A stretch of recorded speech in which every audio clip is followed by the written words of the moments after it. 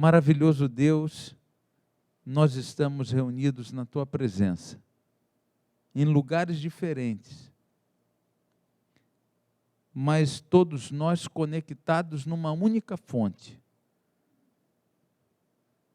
Colocamos em Tuas mãos esses instrumentos aqui, esses equipamentos, para que eles cumpram o papel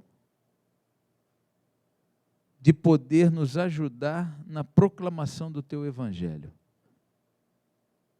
Abençoa, Senhor, o Paulo e o Maurício, que estão ali atrás dos aparelhos para dirigi-los. Abençoa, Senhor, a Mena, que daqui a pouco vai cantar. Me abençoe ao falar do Senhor. Abençoe essas pessoas que estão espalhadas aí em lugares diferentes, mas todos nós com uma mesma necessidade. Necessidades provocadas pelo Senhor. Ajuda a gente a acreditar que tudo a gente pode naquele que nos fortalece. Se a nossa semana não foi segundo a Tua vontade, perdoa, Senhor, os nossos pecados. E que a nossa mente e o nosso coração estejam agora em profunda sintonia com o Teu. Para que a gente não perca nada daquilo que o Senhor reservou para nós nessa manhã. Por favor, me usa, Senhor, além do que eu possa imaginar. Batiza-me com Teu Espírito e a todos nós. É o que nós te pedimos, Senhor. Em nome de Jesus. Amém. Abra sua Bíblia, por favor, no livro de Gênesis. Livro de Gênesis, no capítulo 25. Gênesis, no capítulo 25. Essa é uma história que você conhece.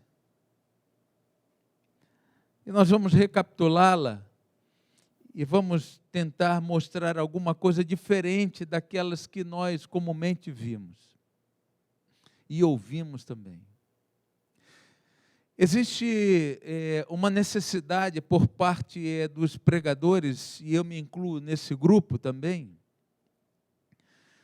de apresentarmos mensagens à igreja, e essas mensagens, entendam, elas primeiro passam por nós, elas causam um impacto na gente também. A gente não busca um assunto simplesmente por causa das pessoas que precisam ouvir a mensagem, a gente busca também por causa das nossas necessidades. E diante das circunstâncias e dessas batalhas espirituais que nós temos travados todos os dias, né, há um sentimento de reconhecimento da nossa fragilidade, do nosso pecado, das nossas necessidades, e a gente se sente muitas vezes condenado, e muitas vezes sem esperança de salvação. Nesse momento que a gente está vivendo, muitas mensagens têm sido trazidas e elas na sua maioria, elas têm esse cunho, né, de chamar a nossa atenção para o pecado, para a nossa condição, para a nossa natureza, das coisas erradas. São apelos veementes porque Jesus está voltando e a gente precisa se preparar para a volta de Jesus. Não há como negar isso. Eu queria te dizer que eu também fiz isso e vou continuar fazendo. E no sermão do sábado passado, quando a gente fala de Laodiceia, a condição de Laodiceia é realmente muito ruim. O Senhor disse que está a ponto de vomitar Laodiceia, porque não é fria, também não é quente, é morna. E a intenção não era fazer com que você se entregasse ao fracasso, mas não, você se levantasse. A graça do Senhor se manifesta. Eis que estou à porta e bato. Você lembra disso? E a gente precisa acreditar nisso. A gente precisa viver isso. porque a nossa redenção se aproxima e Jesus morreu por nós na cruz do Calvário para que a gente pudesse ter essa esperança. Você, jovem, que fez um monte de bobagem, você, família, que fez um monte de bobagem, você, pastor, que fez um monte de bobagem, nós que fizemos um monte de bobagem, mas nós estamos aqui, graças a Deus, e nós vamos avançar em nome de Jesus, porque nós queremos estar preparados para a volta de Jesus, é o que a gente mais quer. Então, não deixe que Satanás aproveite até mesmo uma mensagem que foi dada, foi trazida e causou um impacto no seu coração, para querer colocar na sua cabeça assim, não adianta, você é um miserável, você não vai conseguir, desista desse negócio, porque você é como eu. Não acredite nisso, por favor. Isso não é verdade. Há uma porta aberta para cada um de nós, em nome de Jesus. Nossos filhos, nossa família, nossos amigos, todos nós não podemos perder as esperanças. Nós estamos lidando com um assunto sério, mas aos cuidados do médico dos médicos. E para ele não há causa perdida. A minha causa, a sua causa, daqueles que amamos, daqueles que estão distantes, não há causa perdida. A gente precisa acreditar nisso. No capítulo 25 de Gênesis, nós encontramos aqui a história dos descendentes de Isaac. E a partir do verso 21, olha aí com carinho, atenção. Isaac, ele orou ao Senhor por causa da sua mulher, porque ela era estéril.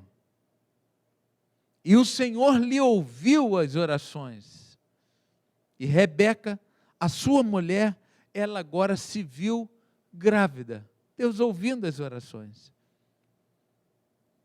No verso 23 diz assim: respondeu-lhe o Senhor: 2 nações há no teu ventre, 2 povos nascidos de ti se dividirão, um povo será mais forte, e o mais velho servirá ao mais novo. Quem era o mais velho? Esaú. O mais novo, Jacó. Vocês percebem que esta declaração aqui, ela é extremamente reveladora de muitas coisas que vão acontecer depois. Ao mais velho cabia a bênção, e você sabe, a bênção da primogenitura, não ao mais novo, no caso do Jacó. Mas aqui, numa declaração que parece completamente distorcida, antagônica, parece que não tem nada a ver essa declaração. O mais velho servirá ao mais novo. O mais velho, recebendo a bênção da primogenitura, ele tomaria então a direção da família, ele seria herdeiro de todas aquelas riquezas e, através da sua condução, da sua administração, toda a sua família seria conduzida, como seriam repartidas as terras, como seriam repartidas as riquezas. Ele seria a voz daquela família. Ele seria aquele que lideraria aquela família, seria o senhor daquela família. E a Esaú caberia isso, mas aí Deus vai e faz essa declaração de que o mais velho serviria ao mais novo. Parece que existem algumas coisas aqui erradas. Mas é exatamente isso que a Bíblia está querendo dizer para nós. No verso 20, nos versos seguintes, me acompanha aí, por favor, até o verso 26, diz assim: cumpridos os dias para que desse à luz, eis que se achava gêmeos no seu ventre. Saiu o primeiro, e aí olha só características.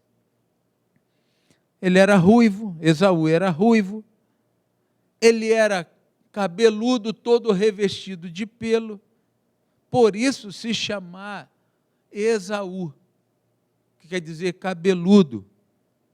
Aí depois vem o segundo, né? O irmão que lhe segurava no calcanhar. Por isso lhe chamaram Jacó, porque segurava ali no calcanhar. E aí os pais decidiram, por isso, chamá-lo de Jacó, que segurava o calcanhar. Era Isaque, de 60 anos, quando Rebeca lhes deu a luz.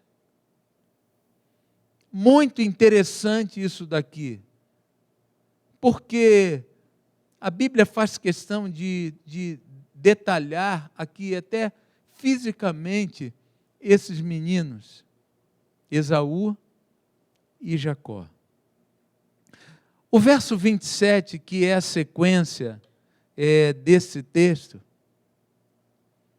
ele diz assim: cresceram os meninos, Esaú saiu perito caçador. Olha como essa sequência agora não quer se alongar na descrição física dos dois. Mas o verso 27, ele quer apresentar-nos características de personalidade desses dois. Características do caráter desses dois. Isso é muito importante.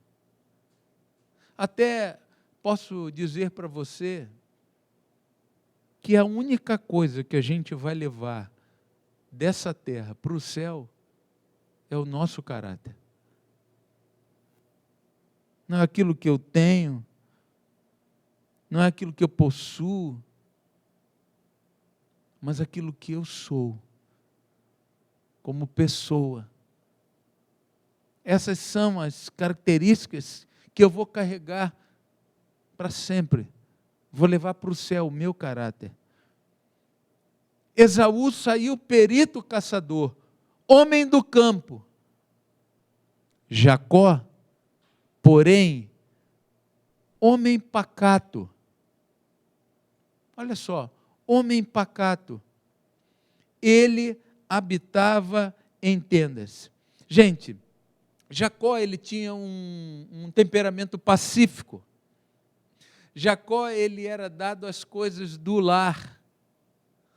Por sua vez, ele era o grande companheiro da sua mãe.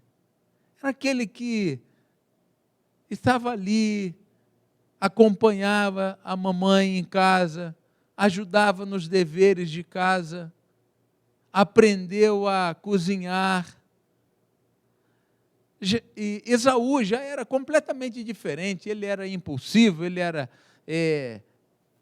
muito reativo, e ele não gostava de ficar parado, não gostava de ficar em casa, ele ia para o campo, ele saía de casa, mãe, tchau, daqui a pouco eu volto. E saía lá com os seus instrumentos de caça, e ele começava, se aventurava nisso daí. Isso chamava muito a atenção de Isaque, isso chamava a atenção de Isaque, porque se você se lembra das características de Isaque, Isaque também era uma pessoa assim, um pouco mais pacífica, e ele se via reproduzindo na história do seu filho, como que ele quisesse também viver essas experiências. Pessoas completamente diferentes apresentadas aqui nesse texto bíblico. Jacó, tranquilo, dado às coisas que aconteciam ali na sua casa.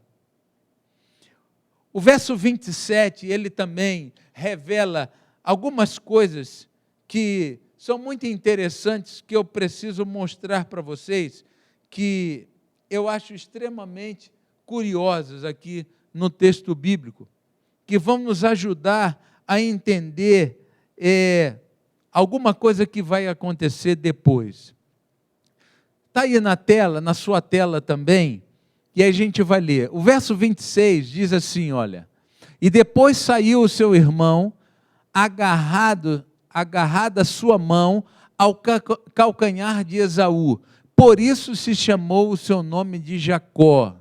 E ali você tem as letras hebraicas, que é a maneira de escrever calcanhar, e a transliteração disso para a nossa língua. Aí aparece ali, para que a raiz lá, o acento dessa palavra, está ali como se fosse uma aspa, mas a letra A, o Q, o E e o V.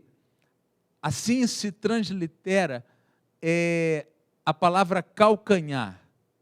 Na maioria das vezes, quando a gente escuta um sermão sobre Jacó, a gente diz assim, porque Jacó se traduz como o quê? Enganador. Eu mesmo já preguei várias vezes sobre isso, várias vezes eu mencionei isso. E aí, como se Rebeca e Isaac, eles tivessem olhado ali para a cara daquele menino e falaram assim, como que nós vamos chamá-lo? Vamos chamá-lo de enganador. Que pai e mãe teriam coragem de colocar no seu filho esse nome? Com certeza ele é fruto de uma oração. Uma mãe que não conseguia engravidar, o pai vai lá e ora, e ora, e ora, e ora, e com 60 anos de idade, ele se torna pai desses gêmeos. E agora, em demonstração de gratidão a Deus, ele olha para a cara daquele menino e diz assim, esse aí é um enganador. Imagine, na escola, enganador, presente. Não, gente. Aí você vai entender por quê. Está ali as letras do alfabeto hebraico, e enganador é uma raiz do verbo enganar, que ali, olha só como a gente também escreve no português, transliterando. O A, o Q, o A e o V. Então, uma única letra, ela muda completamente o sentido do nome de Jacó. E há também uma menção que a Bíblia faz, e eu quero ler esse texto aí, Jacó também pode ser traduzido como enganador se essa vogal ela é alterada, pois vem da raiz do verbo enganar em hebraico, acave. Isso explica a fala de Esaú no capítulo 27, verso 36, quando ele diz assim, então disse ele, não é o seu nome justamente Jacó, que pega no calcanhar, tanto que já 2 vezes me enganou. Na verdade, Esaú está fazendo um trocadilho, porque ele está usando a sua língua.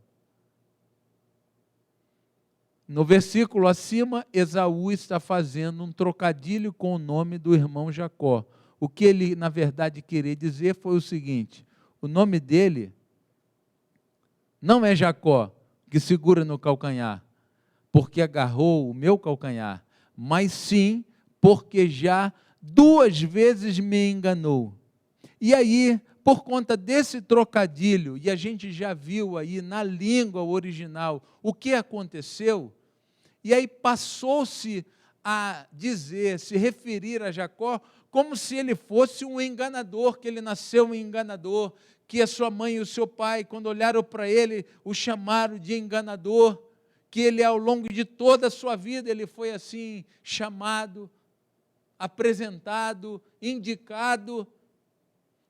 E você percebe que nos versos 26 e nos versos 27, a Bíblia faz questão de dizer das características de Esaú, das características físicas também de Jacó, mas também do seu comportamento, da maneira como ele vivia, como ele agia. Esaú, dado à caça, altivo, impulsivo, que vivia lá no mato, caçando, que chamava a atenção do seu pai, o primogênito. Jacó, mais pacato, uma pessoa tranquila, que ficava ali com a sua mãe, que aprenderam os deveres de casa, uma pessoa tranquila, uma pessoa mansa, uma pessoa boa. Filhos, os 2, filhos de frutos de uma oração que o pai havia feito para que a sua mãe pudesse conceber. Isso daí, gente, é muito, muito significativo. Esses pais aí, Rebeca e Isaac, eles estão olhando para os seus filhos na mesma perspectiva que eu olhei para os meus filhos. Eles estão olhando para os seus filhos na mesma perspectiva que você também olhou para os seus filhos. E sonhamos com coisas boas, com coisas maravilhosas, com grandes empreendimentos, com grandes realizações. Isaac e Rebeca estão olhando para esses dois filhos na mesma perspectiva que Deus olha para nós. Deus nos olha com amor. Deus nos olha com misericórdia. A Bíblia diz que já no ventre da nossa mãe, Ele olhava para nós com amor, com misericórdia. Ele já traçava planos para nós, já havia elaborado um plano da salvação para mim e para você. Nos sonhos de Deus, nunca você foi chamado de enganador. Nos sonhos de Deus, você nunca foi chamado de pecador. Nos propósitos de Deus, você sempre foi chamado de filho amado. Esse é o sonho de Deus para mim e para você. Esaú, esse homem caçador, Jacó, esse homem pacato. Eu quero acentuar essas características de personalidade de Jacó. A palavra usada, pacato, aqui no texto bíblico, é o verso 27, demonstra não apenas os aspectos externos da personalidade, mas também o caráter desse homem. Jacó, ele era um homem bom. E ele sabia disso. Se tinha uma coisa também muito clara para esse homem pacato, que é Jacó, o que segurou o calcanhar do seu irmão, é que ele não era o primogênito. Ele sabia perfeitamente que Esaú era o primogênito, e a Esaú caberia a bênção da primogenitura. Claro que Jacó sabia disso. Eu posso te garantir, pelo contexto bíblico e pelas revelações da serva do Senhor, deixadas para nós, que não havia no coração de Jacó um desejo de tomar o lugar do seu irmão Esaú. Ele não elaborava nenhuma estratégia para isso acontecer. Jacó, ele era um homem obediente, uma profunda amizade com a sua mãe, com quem ele passava muito tempo da sua vida, ali na sua casa. Os versos seguintes, no capítulo 27 agora, vão revelar alguma coisa para nós que às vezes não aparece de uma forma muito explícita, mas que eu quero chamar a sua atenção nessa manhã. Os versos 9 a 14 do capítulo 27. Vai ao rebanho e traz-me 2 bons cabritos, deles farei uma saborosa comida para teu pai. É Rebeca que está dizendo isso para Jacó. Comida do seu pai que ele muito aprecia. Verso 10. Levá-la-ás a teu pai, para que a coma e te abençoe, antes que ele morra. Reação de Jacó. Diz Jacó, Rebeca, sua mãe: Esaú, meu irmão, é homem cabeludo, mãe, e eu sou homem liso. Como que eu vou lá e chegar para o meu pai e reclamar uma bênção. Ele não está vendo, mas ele vai me tocar. Mãe, não vai dar certo isso, mãe. Verso 12. Dar-se-á o cabo de meu pai me apalpar, e passarei a seus olhos por zombador, mãe. Mãe, e fazendo isso, é uma mentira, mãe. Eu vou trazer sobre mim maldição e não a bênção como a senhora quer que eu ganhe. Mãe, isso não vai dar certo, mãe. Mãe, eu não quero fazer isso, mãe. Isso não está certo, mãe. E aí o verso 13, olha a atitude de Rebeca. Respondeu-lhe a mãe: caia sobre mim essa maldição. Meu filho, atente, obedeça tão somente o que eu digo para você. Vai e traz o que eu te pedi. E o verso 14 diz que ele foi em obediência à sua mãe, mas não havia no coração dele o desejo de fazer aquilo. A gente poderia aqui abrir um parêntese, que você sabe que a perspectiva aqui é uma bênção. Ei, pais, cuidado com o que vocês querem para os seus filhos. Ei, pais, cuidado com as orientações que vocês têm passado para os seus filhos. Os exemplos que vocês têm deixado para os seus filhos. As concessões que são feitas, que estão moldando o caráter desses filhos, para que eles possam ser conduzidos para o reino dos céus. Me preocupo muitas vezes, nessa era da tecnologia, a dependência que nós estamos causando nos nossos filhos, por estarmos permitindo que eles usem indevidamente e demasiadamente esses aparelhos eletrônicos. A maneira com que eles estão navegando. Ei, cuidado. Cuidado com o que você quer para os seus filhos, porque isso não vai acontecer simplesmente por acaso, mas é fruto da tua influência. Ninguém pode influenciar mais os teus filhos do que você. Ninguém pode fazer mais por eles do que você. Então, muito cuidado com isso, com o que você pede para eles. Quer ver uma coisa muito simples? O telefone toca e é o filho que atende. E você corre lá e diz assim: se for para mim, diz que eu não estou. Ou se alguém chama lá fora e você corre e diz assim: diz que eu não estou. Parece uma coisa simples, né? Você está ensinando o quê? Mentir. E a mentira é de quem? É do diabo. Então, muito cuidado, porque eles não serão diferentes daquilo que nós fazemos por eles e com eles. Então, a gente precisa gastar tempo em disciplina, em orientação. Gasta tempo mesmo com eles, porque você está, em nome de Deus, criando alguém para o reino dos céus. A perspectiva aqui é a salvação.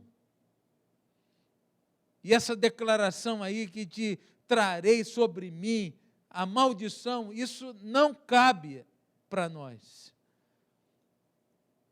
No verso 41 desse mesmo capítulo, no verso 41 e 43, do capítulo 27, você sabe que a bênção foi dada para Jacó, e passou Esaú a odiar a Jacó por causa da bênção que seu pai o tinha abençoado, e disse consigo: vêm próximos os dias de luto por meu pai, então matarei a Jacó, o meu irmão. Verso 43. Agora, pois, meu filho, ouve o que te digo.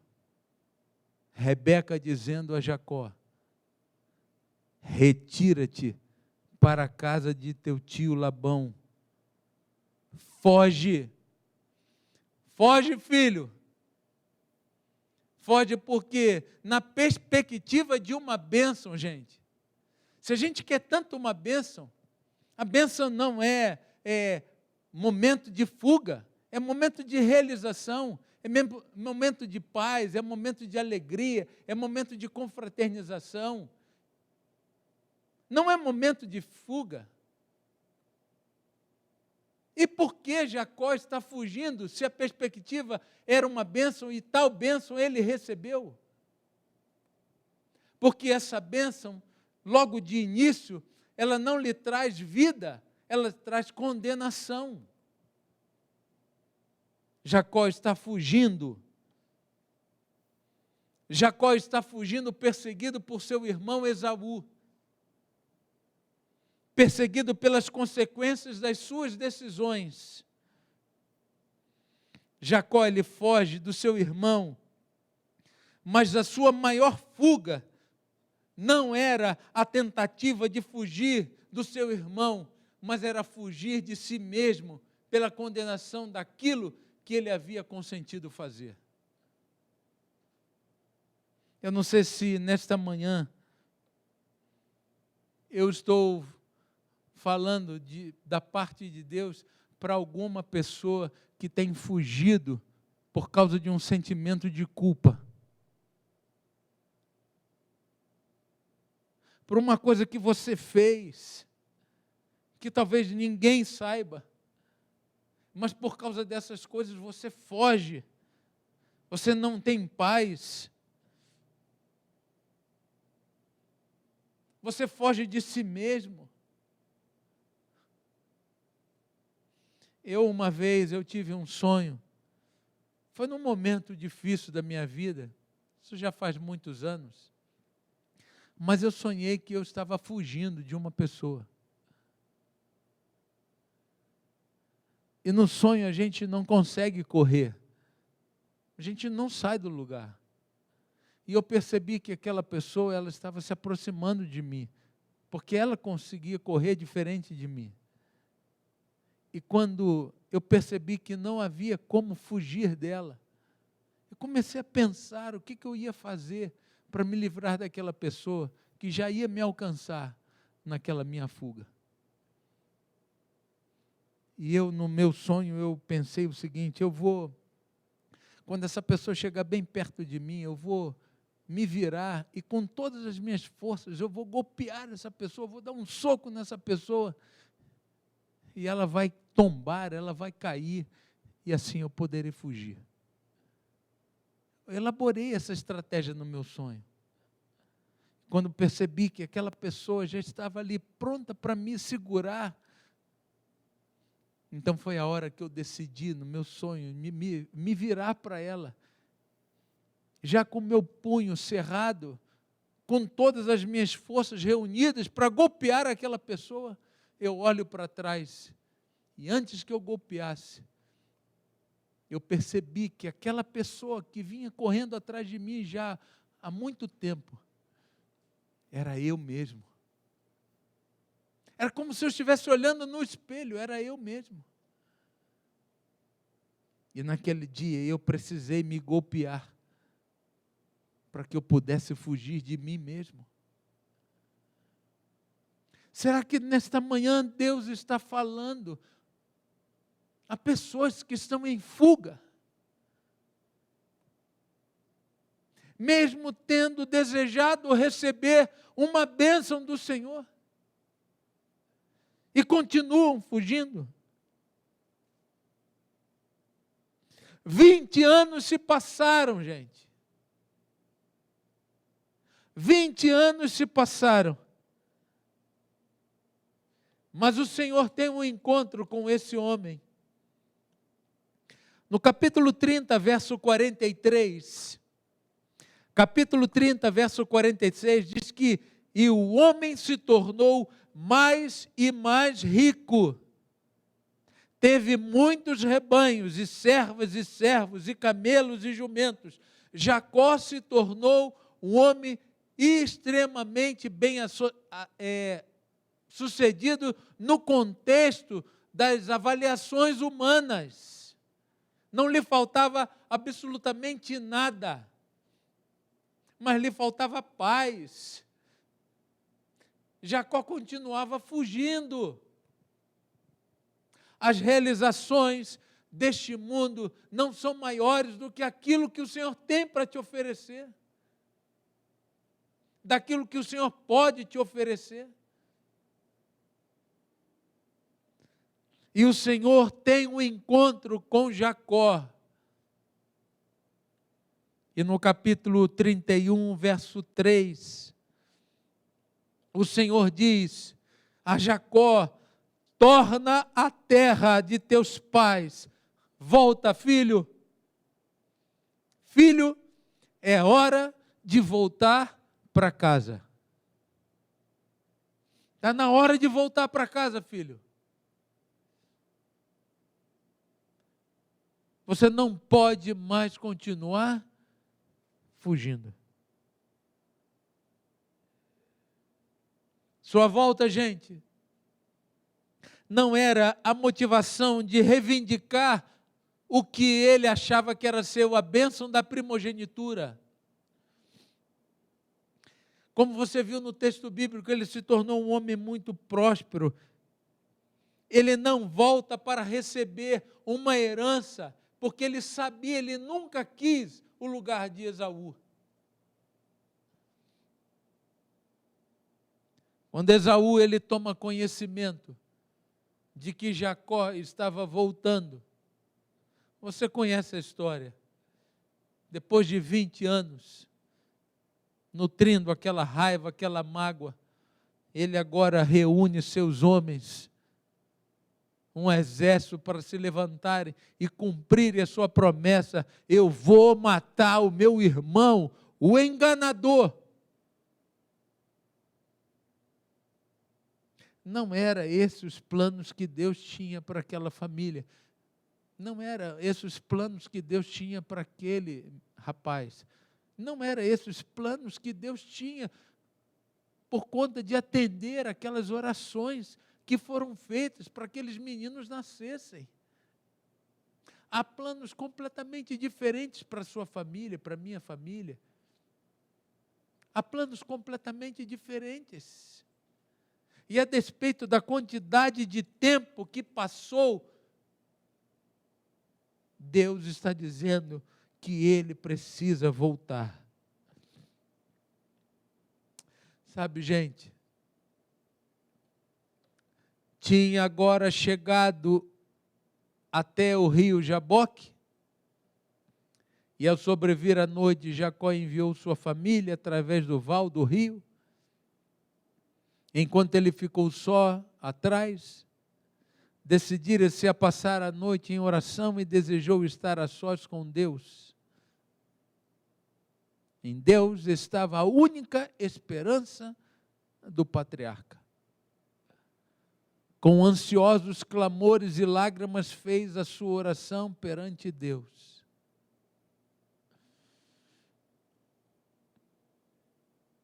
As horas foram se passando. O Espírito de Profecia diz que aquele lugar era um lugar ermo, um lugar deserto, um lugar perigoso. Jacó faz passar a sua família, os seus 11 filhos, os seus pertences, e ele está ali naquele lugar, porque ele precisa ter um encontro especial com Deus antes de se encontrar com o seu irmão, Esaú. Aquela noite, ela se torna a pior noite da sua vida. A gente conhece a história. Ele está orando, ele está suplicando, ele está chorando, ele está pedindo ao Senhor. E nesse momento, ele sente-se tocado ao ombro, E diz o Espírito de Profecia no livro Patriarcas e Profetas que ele sente que alguém lhe toca e pensa que é uma pessoa má que está ali naquele lugar, e naquela noite sem iluminação nenhuma, naquele lugar deserto, ele se vê agora na presença de alguém que queria, na mente dele, tirar a sua vida, roubar algumas coisas e depois ir lá do outro lado atingir a sua família, e ele não pensa duas vezes, e ele começa agora uma luta terrível com aquela pessoa, usando de todas as suas forças para se desvencilhar daquele homem, para golpear esse homem. E as horas vão se passando. Você pode imaginar esses dois homens rolando ali nesse chão, sujos, no escuro. E na mente de Jacó, alguém que queria tirar a sua vida, até que em algum momento ele percebe que esse alguém que brigava com ele não era um simples mortal, era alguma coisa sobrenatural que acontece, porque num gesto magistral, totalmente diferente daquilo que ele conhecia, esse alguém toca na sua articulação da coxa e Jacó não consegue mais se mexer. E ainda reunindo todas as suas forças possíveis naquela hora, Jacó, ele faz um clamor a esse alguém sobrenatural, que você sabe que era o próprio Cristo, que vem ali naquela noite, atender as suas orações. E Jacó só tem um pedido a fazer: por favor, eu não vou deixar você ir, enquanto o Senhor não me abençoar. Mas ele não havia recebido uma bênção, igreja. Ele não recebeu a bênção do seu pai, Isaque. Ele não recebeu a bênção da primogenitura. Ele não se torna um homem próspero. Não era essa a bênção que ele havia almejado ao longo de toda a sua vida. O que Jacó, na verdade, queria era a bênção do Senhor.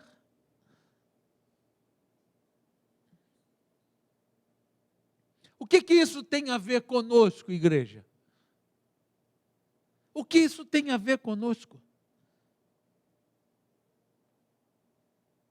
Não há como negar que há um Jaboque para cada um de nós. O caráter dessa luta é individual.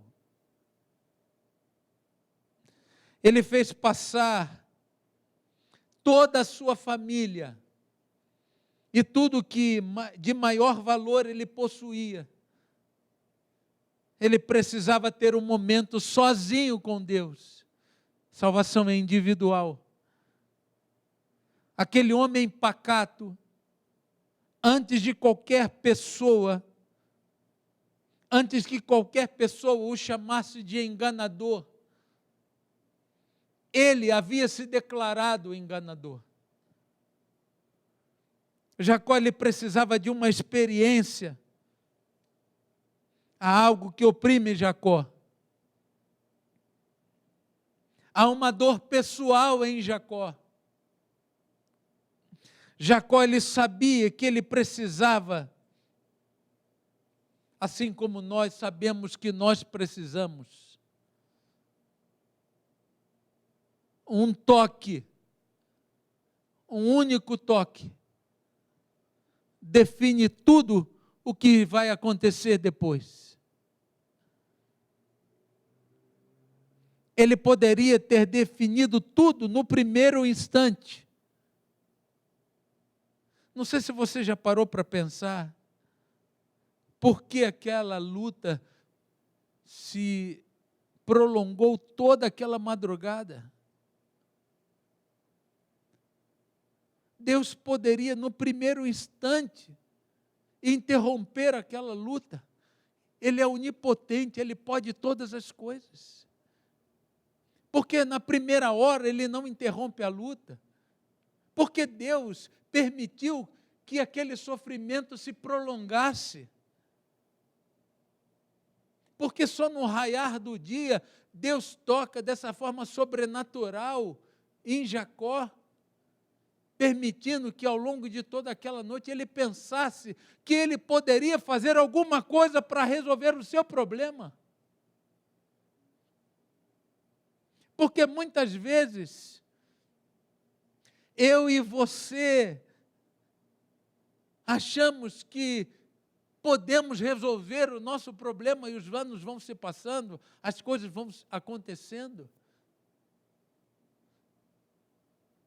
Algumas poderosas lições aqui. Sabe, querida igreja, no desenvolvimento espiritual, não é só o resultado que vale, mas o processo. Estamos num processo. Alguns um pouco mais à frente, outros um pouco mais atrás, mas estamos no processo. Não se vanglorie, porque alguém já esteve também nesse momento, no seu lugar de processo. Ajude aqueles que estão mais atrás, estamos todos num processo. Não é só o resultado que vale, não podemos queimar as etapas, precisamos dar os passos certos, não maiores do que podemos. Deus teve paciência com Jacó. Mesmo que você esteja dando passos curtos, continue andando, porque isso faz parte do processo. Nós vamos chegar lá, em nome de Jesus, nós vamos chegar lá, caminhe. Jacó, ele era um homem perseverante, gente. Jacó era um homem perseverante, ele não desistia.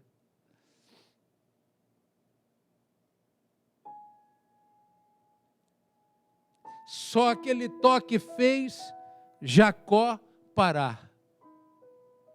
Só aquele toque fez Jacó parar. Só aquele toque faz com que ele reconheça que ele não tem mais forças. Há uma dor diferente acontecendo em Jacó. Aquele toque provoca alguma coisa diferente em Jacó.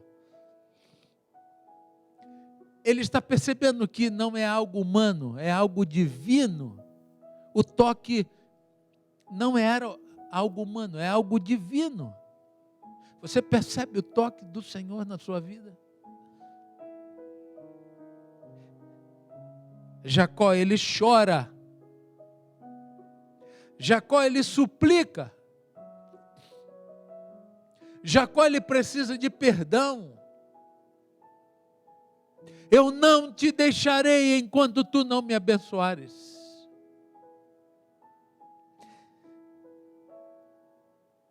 Eu já recebi a bênção do meu pai, eu já recebi uma fortuna, eu sou um homem rico, mas por favor, não é isso que eu quero a tua bênção.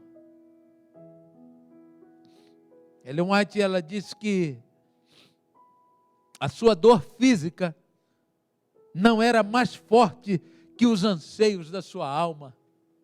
Que coisa linda.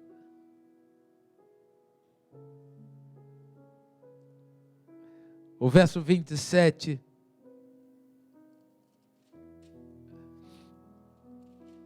do capítulo 32 diz aqui: perguntou-lhe, pois, e quem pergunta é Jesus agora: como te chamas?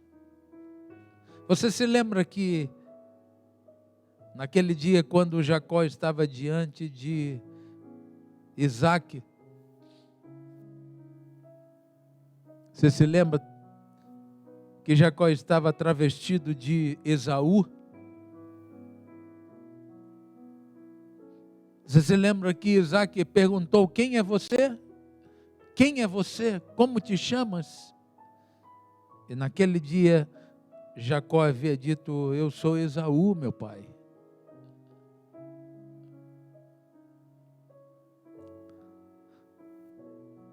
Como te chamas? Como te chamas? E a resposta de Jacó é essa. E respondeu Jacó: Jacó é o meu nome.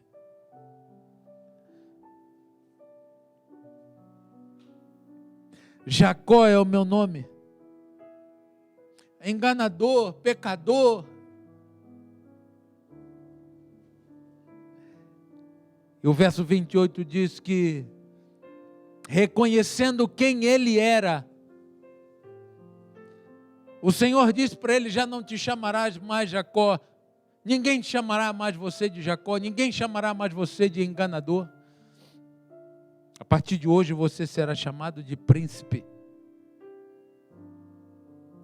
Interessante é que todas as vezes que nós contamos essa história, todas as vezes que o Espírito de profecia faz uma referência a essa história, diz assim: a angústia de Jacó. Ninguém fala a angústia do príncipe.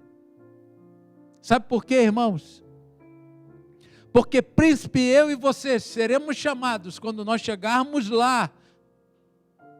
Ainda somos chamados de Jacó, porque estamos num processo e o Senhor quer mudar completamente a nossa história.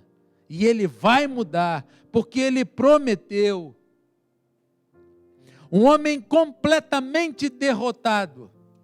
Um homem completamente derrotado. Um homem completamente sujo, cansado, depois de uma luta constante naquela noite.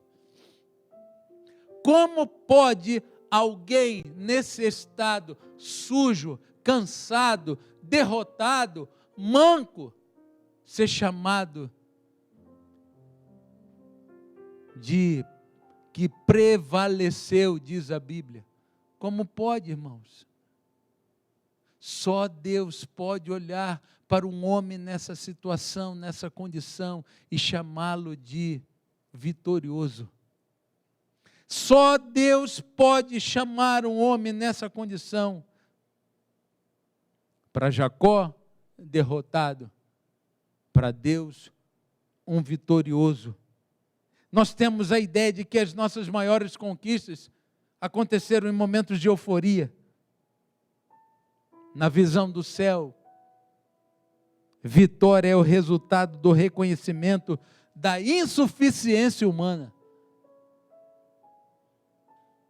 Isso é vitória. A insuficiência humana declarando ao Senhor todo eu. Só através do Senhor eu posso. Esse é o grande paradoxo da vida espiritual. Você se lembra aí desse homem que também lutou com Deus? Quando sou fraco, aí é que eu sou o quê? Forte. É o reconhecimento de quem eu sou e de quem eu posso ser com o Senhor. Posso estar falando agora para alguém que se sente fraco espiritualmente,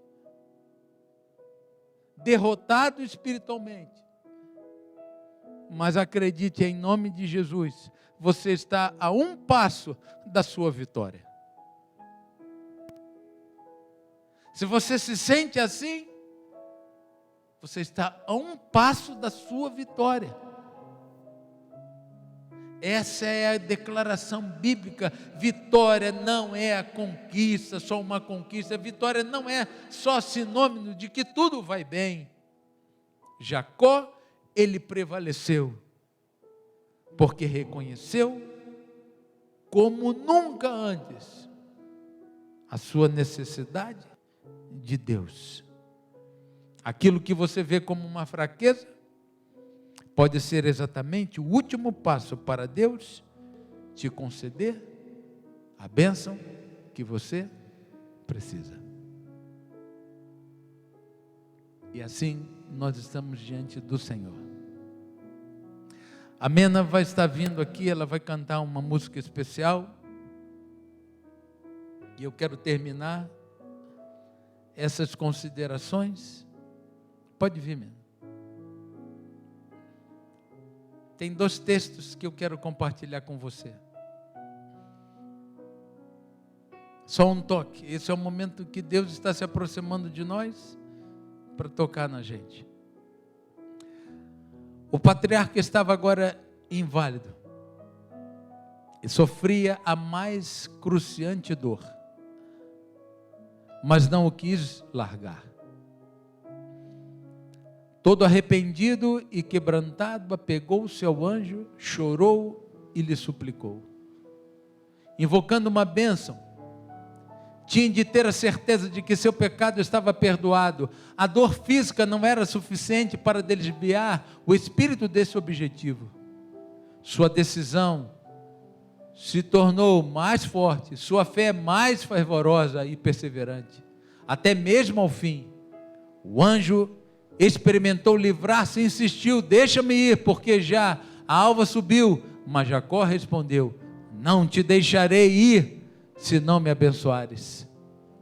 Pela humilhação, arrependimento e a entrega de si mesmo, este pecaminoso e falível mortal prevaleceu com a majestade do céu. Firmara suas mãos trêmulas nas promessas de Deus, e o coração do amor infinito, que coisa linda, e o coração do amor infinito não podia desviar o rogo do pecador, e o abençoou, não serás mais Jacó, e sim um príncipe. Deus está aqui para oferecer para mim e para você essa bênção. Eu quero essa bênção, e você? Já não sou eu que vivo, mas é Cristo que vive em mim. Tudo posso naquele que me fortalece. Você acredita nisso? A Mena vai cantar, e aí na sua casa, aí onde você está, você vai orar, você vai pedir a Deus que hoje aconteça esse encontro fantástico de Jacó com o Senhor, que aconteça na sua vida. Não importa quanto tempo você tenha fugido dele, não importa quanta culpa você tenha carregado, não importa se você tem olhado para você e se veja um enganador, você está diante do Senhor, e quando nós comparecemos diante dele com súplica, com certeza a nossa história vai mudar. Em nome de Jesus, a nossa história vai mudar.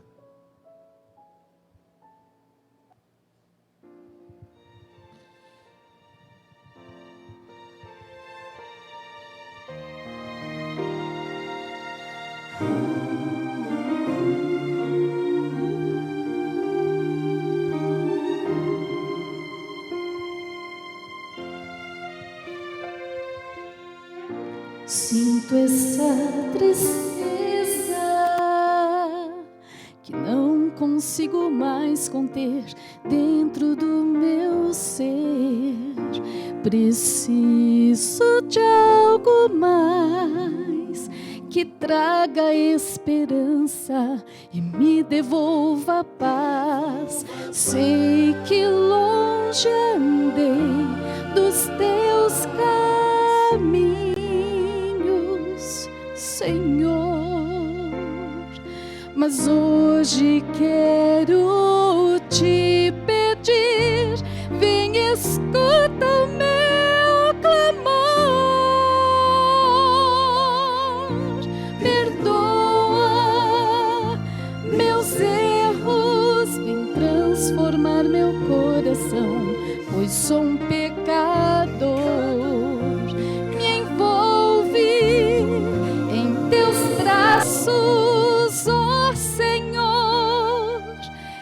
Já não sei mais viver sem teu amor.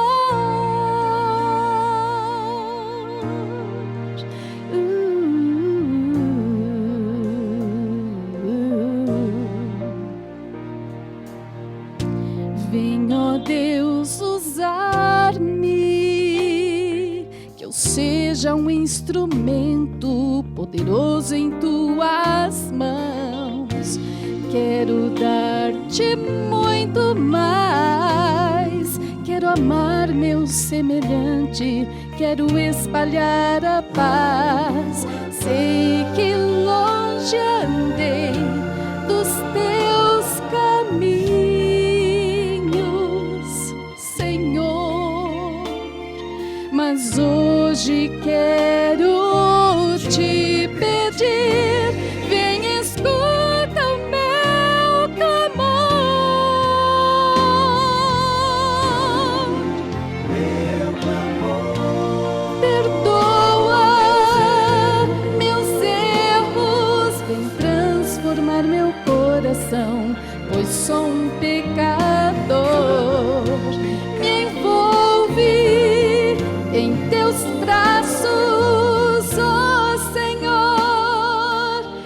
Eu já não sei mais viver sem teu amor.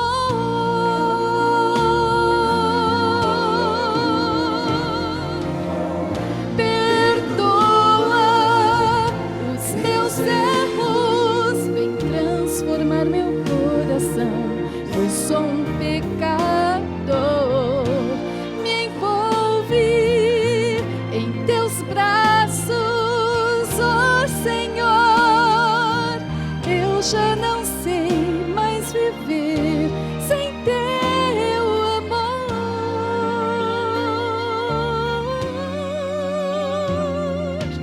Eu já não sei mais viver sem teu